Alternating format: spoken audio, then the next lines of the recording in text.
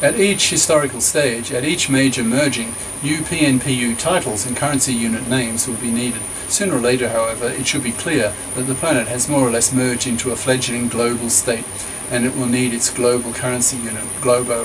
From then on, all financial transactions undertaken within Globa would be performed in Globos. R. Global health insurance.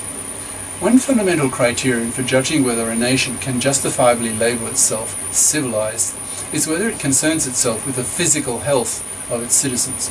Nearly all nations on the planet at the time of writing have national health insurance policies, so that the risk of high medical costs is spread and diluted over the population in a national health insurance scheme. The one great glaring exception to this general state of affairs is the US, with its rather brutal and uncaring attitude towards its own citizens. The US has some 45 million of its citizens who don't have health insurance, ad-libbing so-called Obamacare is an attempt to try to solve that problem to some extent. It's still greatly inferior to most other Western, modernized, industrialized countries. So America's quite backward and brutal in that sense. Has some 45 million of its citizens who don't have health insurance. The US is decades behind other advanced nations on this point. In the case of Germany, it's well over a century behind. But at the time of writing, even socially backward America is seriously contemplating creating a national health service as a dominant theme for upcoming elections.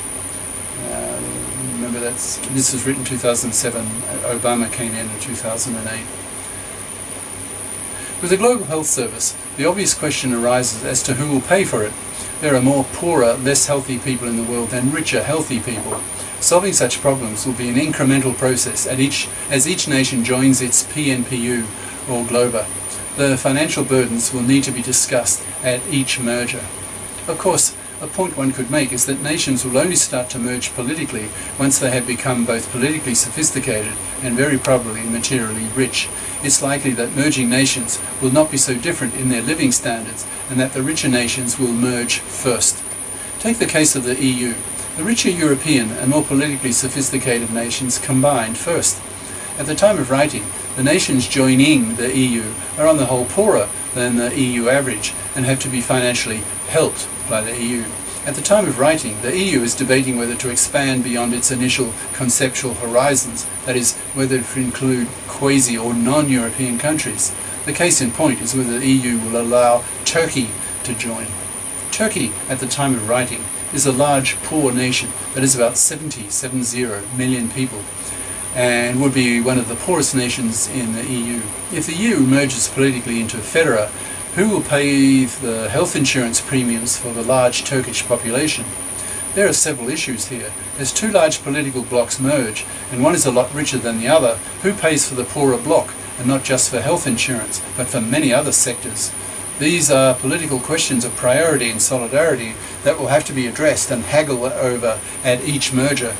Another question, particularly in regard to the EU and Turkey, is whether the EU is willing to expand into non- or partially non-European countries. The Turks are desperately trying to join the EU, partly for reasons of national ego. Since Ataturk, the pioneer leader of Turkey in the early 20th century, tried to westernize and modernize Turkey, a certain proportion of Turks have considered themselves Western. But the reality is that Turkey is also very much Muslim. So many Europeans wonder, is Turkey European? ?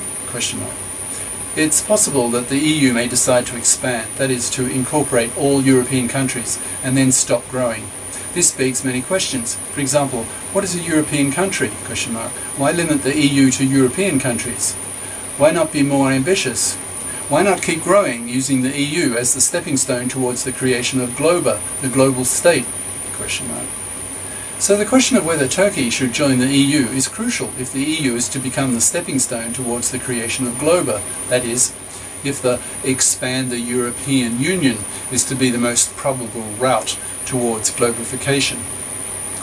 If Turkey does join, then initially its health insurance scheme for the Turks will be paid for by Turkey, but as the EU merges more and more politically with a common incomes policy, then the burden of paying the health insurance costs of a large poorer bloc of people will not be negligible. The generosity and solidarity of the richer countries in the PNPU will be tested.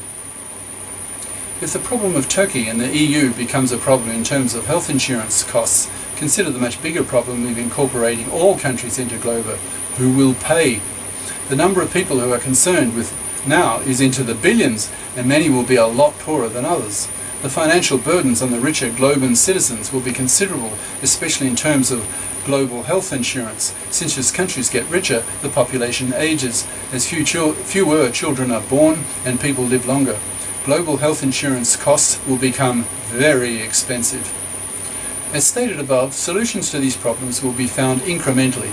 If China or India joins up PNPU, their huge populations would pose a considerable health insurance burden on the richer political bloc that these countries merge politically with. Probably compromises will have to be made on sheer financial pragmatic grounds. For example, initially, the health insurance costs of the Chinese might have to be paid for by the Chinese. As Chinese living standards catch up more to the rich PNPU, assuming that happens, then the PNPU may contribute at a later time when the difference in living standards lessens. But in principle, a global state should have a global health insurance scheme, the same way as nations have national health insurance schemes. Just how it would be paid for is not an easy question to answer, but answers would need to be found. And that's the end of chapter 6. I will stop here. The next chapter, chapter 7, is called Forces Opposing Globa. Ciao.